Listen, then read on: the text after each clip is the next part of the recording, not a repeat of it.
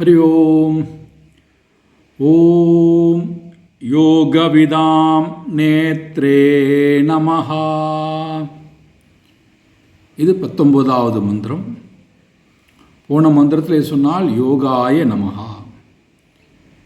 இந்த மந்திரத்திலே சொல்கிறார் யோகவிதாம் நேத்ரே. யார் யோகத்தை அறிகிறார்களோ அவர்களுக்கெல்லாம் தலைவனாக இருப்பவன் யோகவிதாம் நேத்ரே நமஹா.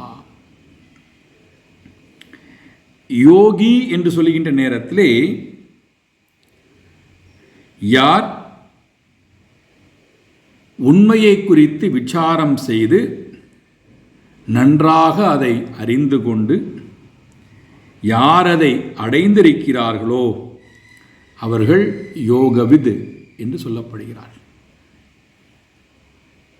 இந்த இடத்துல அடைய வேண்டிய பொருள் என்ன?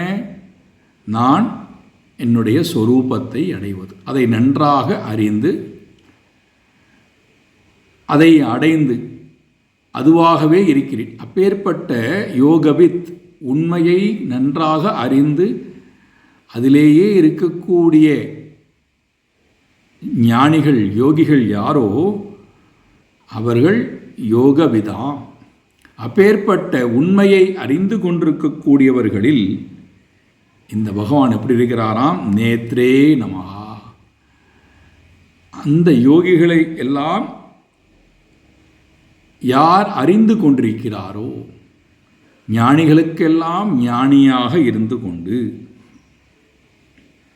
அந்த ஞானிகளுடைய யோகக்ஷேமம் என்னவோ, அவர்களுக்கு என்ன தேவை என்பதை அறிந்து கொண்டிருக்கக்கூடியவர், அவர்களை எப்படி ரட்சிக்க வேண்டும் என்பதை அறிந்து கொண்டிருக்கக்கூடியவர் யாரோ அவருக்கு பெயர் யோகவிதாம் நேத்ரே நமஹா.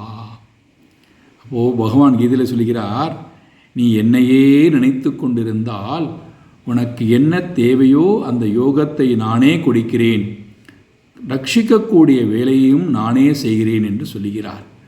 ஹரி ஓம்.